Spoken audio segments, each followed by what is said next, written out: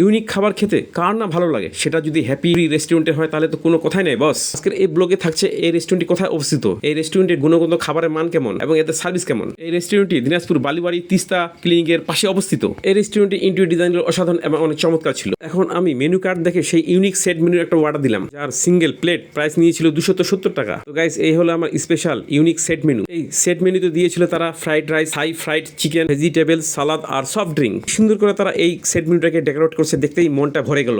তারপর আমি সুন্দর করে গাজরটা খেয়ে ফেললাম। তারপর আমি খেলাম ফ্রাইড রাইস। ফ্রাইড রাইসটা আমার কাছে অনেক মজাদার এবং অনেক টেস্টি লেগেছে।